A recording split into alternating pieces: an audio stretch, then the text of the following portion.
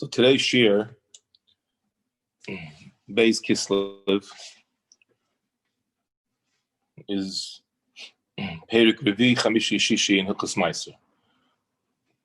What I'm going to try to do today, in the limited time that we have, is give a bit of an introduction, which I think will be a mafteach, a key, to understand many important concepts in the laws of Trumas and Maaseres that we have been learning and will learn. And also a beautiful chiddush in today's Rambam. So we know that there are 3 steps to the chiyuv, to the obligation of various fruits or various vegetables, things that grow in the ground, among other things, to the chiyuv of Maaser, to the obligation to give Maaser. We have what's called, first step is the Einas HaMaaser. We're all familiar with the Mishnah in Rosh Hashanah that describes various times of Rosh Hashanah Le'ilan, etc. If the seed has taken a certain time, it's 1 year. Later, it's another year. Hence, the Tu B'Shvat Rosh Hashanah designation. That's called Einas HaMaaseres. After we have the chiyuv of Einas HaMaaseres, meaning once we're in the timeline of when we feel that this fruit or this vegetable is now obligated in a Maaser, we know that the first and second and fourth and fifth is Maaser Sheni of the 7-year Shemitah period. The third and the 6th year is Maaser Ani. So once we're aware of which year we're in, and also we have to know a very important klal, that you have to give Maaser on fruits and vegetables from that year, not 1 year to the other. So then we have 3 steps. We have 3 steps to designate when a produce is obligated in Maaser. So first of all, we have what's called Havas Shlish, a third. It has grown at least a third, and the meaning, the understanding of that is that until it's a third grown, it doesn't even have the minimal description or definition of a fruit. Once it grows a third, you at least have a certain minimal level of that it has become ripe. And the Mishnah in Maaser says, "Me'imesei hapedes chayavis b'Maaseres, hateinim mishiavchilu, ha'anavim mishiavishu." These are all steps, time frames of the Gemara says. The commentaries say it refers to a third. Then we have something that we have come across many times. Not everybody understands it. It's called miruach. Miruach could roughly be translated as final preparation of the fruit, where a person concludes everything that he's supposed to do in the field. Or in another word, it's called Gemar Melacha. So the Gemara, in many instances in Mishnayos, you'll come across it throughout Shas, throughout Rambam. Different fruits, different things have different times of miruach. Grapes, whether it's for wine, grapes, whether it's for eating, grapes, whether it's for raisins, different. So these are different time frames of miruach, and same thing with other fruits like zaysim, etc., etc. So until miruach has happened, until the gemar melach has happened, the chiyuv of Maaser has not taken place. Then we have a final level, a final shlav, a final step, which is called riyas pnei habayis, which we will talk about a little bit at length. Riyas pnei habayis The chiyuv of Maaser, the chiyuv of the obligation to give Maaser, is when a person brings the produce into his home, so to speak. It sees the inside of the house. The Rambam in today's shir includes also a chutzner, his courtyard, not just the technical house. And once we have re'iyas pnei abayis, then he is obligated to give Maaser. And so at this point, let's learn the first two halachas in today's Rambam, on which we will speak for a few minutes. So the first two halachas in the fourth perek of Hilchas Maaser says as follows: Perek Revi, halacha aleph and beis. Ein tevel nikva lemaisus min hatayra. Tevel means fruit that has not been given Maaser or truma in a certain sense, but here we're talking about the tevel of Maaser. Ein hatevel nikva lemaisus min hatayra. Biblically, a person a fruit has not become designated as tevel until until he brings it into his house. Shenemar, we're familiar with this pasuk. We all pay attention to it. It's read in Parshas Kisavi a week before Rosh Hashanah. Bi'arti hakedesh min habayis. I have already taken out, or I have given over to the Levi and to the Kohen any kodesh, any trumas and maishus that has been in my house. So what's the point of being in the house min habayis? Because that's at the time frame when the fruit becomes nikba, becomes designated for maishus. Who says the Rambam shachnisan derech hashar? He has to bring it through the gate, through a proper way. The commentaries talk about whether a window is good enough. You have to bring it through your gates. To us, if a person brings it in an unusual way, he takes it into his house through his roof, or other manners of other entry manners, not a normal entryway. And the Gemara in many instances talks about these loopholes, how people have gotten away with Maaser by not bringing it through the house. We're not going to talk about that today.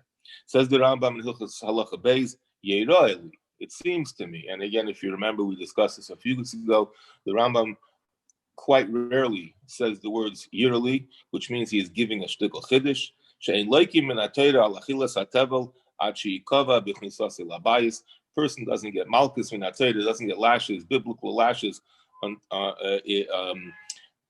eating these fruits, this fruit, even though it was concluded the miruach, even though the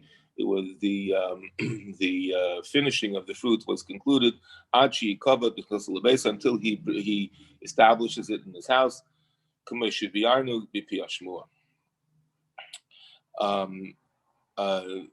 the Rambam concludes, which I'll leave it for you to learn. So I want to bring your attention to a very fascinating, a very interesting Gemara. The Gemara is in Bava Metzia, Daf Pezayin, Daf Peches, Amar Rabbi Yanai. Rabbi Yanai says, Ein hatevel mischayev b'maiser. This is the Rambam, and that we're discussing, the source. Ein hatevel mischayev b'maiser. Tevel, again, fruit that has not been given any maiser. Tevel is not obligated to give maiser ad sheyira pnei habayis, until it actually sees the walls of the house. Shenemar bi'arti hakedesh habayis. Rabbi Yochanan argues on this, and the Rambam paskins halacha is, of course, according to Rabbi Yanai, that you need riyas pnei habayis. Okay, in the previous shir, yesterday actually in Perek Gimel, and this is based on a Mishnah in Peah, Perek Daled, Mishnah Ches. Put on your thinking caps. It will be a little bit. We'll have to focus for a drop. If a person sanctifies, he before he gives Maaser, he decides he wants to give a donation to the Beis Hamikdash. Hikdish as hapedes kodim miruach. He sanctifies, he donates to the Beis Hamikdash a certain amount of fruit before it concludes, before miruach, before the last step of the work not taken into the house, before miruach. So these fruits are he can donate it. He can give a classical donation to the Beis Hamikdash, and it's exempt from Maaser. However, if hikdisham la'achar miruach, it says the Mishnah, if a person decided after he concludes, after he finished preparing the fruits, preparing the grapes or the olives, etc., he decides to give a 25% donation to the Beis Hamikdash, he first has to give Maaser, he has to give a tithe to the Levi. So the question is, why? According to Rabbi Yanai, it's a very strong question. According to Rabbi Yanai, that what is the mechayev? What is the thing that obligates Maaser? Re'iyas Pnei Abayis, that only when he brings it into the house, again, Miruach is taking place usually in the field. He concludes it, he puts it into the crate, he does various work in the, I'm not going to get into it now, he does various work in the produce, but that is not Maaser yet. That is not the kaveh to Maaser. That only leads to the final step that the Rambam has told us that is the halacha, where that only re'iyas pnei abayis is mechayiv in Maaser when you bring it into the home. So the question is, so how come this person who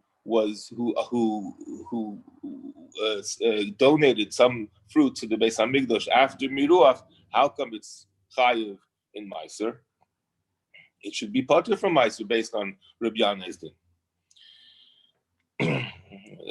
Same thing. The same question is in yesterday's Rambam in Perek Gimel Halacha Chaf Hey.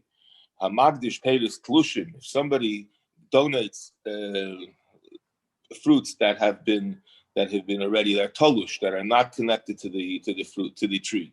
Upadan, and he redeems them. Kaidim shetigmu malachtam chayiv la'aser, and he's obligated he's obligated to give Maaser. Again, it's the same. In nigra malachtam biad hegdish, and if a person, if the malacha, if the final preparation in the fruits was concluded while it was owned by the Beis Hamikdash, so they're pater a Maaser. So what do we see from here? That if a person, again, the same thing, if a person donates it after this step, but again, before he brings it into his home, so he's chayiv in Maaser. It's the same question. So what's going on over here? If the Rambam writes in today's halacha that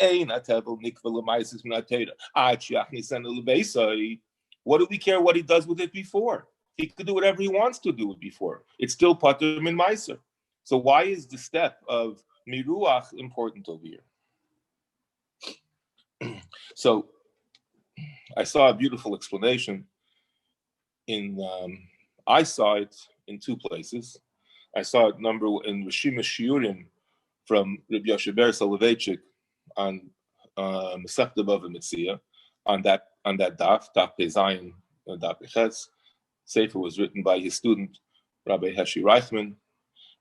Beautiful Sfarim. But I also saw it, seemingly in the name of his uncle, Rav Elvel de Griz.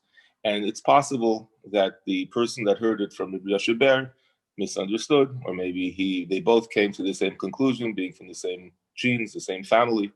Whatever it is, it's a Brisker Torah to explain beautifully, and I think this is an important understanding in what we're learning these days.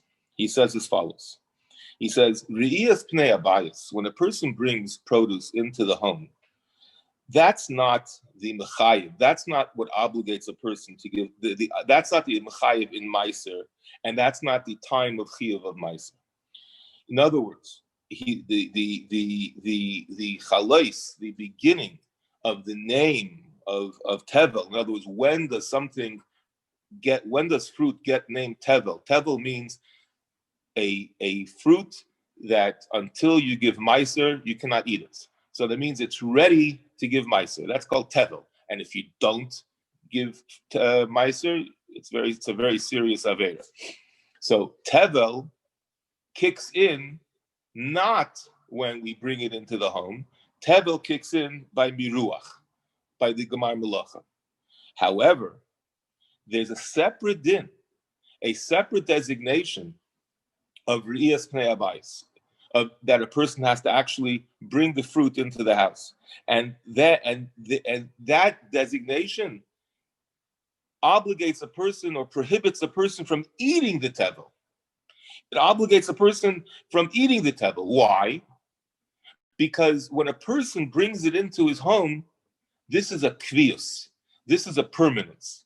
We know, and you'll see it in today's shir, and yesterday's shir, many shir, and you'll see that achilas arai, for example, poilim who are eating in the field, is mutter. However, once we bring fruit into the home, once we bring fruit into the house, this creates a kvius.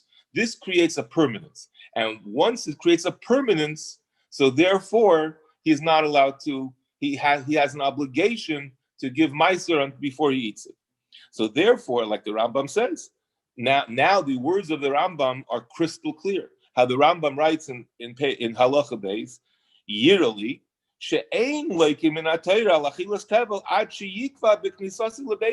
what is the Rambam saying over here? That even though there was Gemar Malacha beforehand, even though there was Miruach, which is the conclusion of the final preparation of the fruit beforehand, however, Malchus, which is something that a person gets when he eats this final product, only happens after Knisa Lebesa. So there's a designation of the fruit, and there's a designation of the person getting Malchus. In other words, so it could be that the pshat is, says Rabbi Soloveitchik, that when a person eats tevel, when a person eats these fruits that he concluded he did miruach before he brings it into the home, what is actually happening? It reverts back to achilas arai. It reverts back to a temporary eating, and therefore he's exempt from malchus. The fruit itself already has the designation of tevel, and therefore anything that happens to it, hegdish, etc., he's obligated to give Maaser. However, because then it's not connected to achila, it's not connected to eating. However, when it comes to his kviyus, that's only b'knei abayis. We could say, I don't know, maybe it's obvious, maybe it's not obvious, maybe it's cute, maybe anytime we learn Torah's brisk, we have to say this, that this is a din in Gavra and a din in Chefza. The Miruach creates a Chefza of Tevel. The Miruach, the Gemar Melacha, creates that there is now a Chefza, a designation of the fruit of the tree that is obligated in Maaser. And the Gavra, the person, is obligated in Maaser only when he brings it into his house, only when he brings in his Riyas Pnei Abayis, he creates a permanence. In researching this topic, I saw something maybe just a little bit to conclude. Why do we need, so to speak, Riyas Pnei Abayis? Why isn't it enough? Why does the Torah obligate that we have this step, that it's not enough to designate fruit, to pack it into crates, and to have the grapes and the olives and the et cetera? Why do we need dafka the Riyas Pnei Abayis? Why does the Torah obligate it? It's obviously exists, akasuv, et cetera, but why? So perhaps when a person brings it into his home, it becomes his. It becomes personal. It becomes something that's connected to him. Kol Zaman, it's in the field. He doesn't take it, so to speak, seriously. He doesn't take it. It's payers, it's fruits, and therefore it's temporary. It's not real. It's not. But when you bring it home, so to speak, it creates a level of permanence, and you cannot eat it until you're obligated until you give Maaser. Have a great day.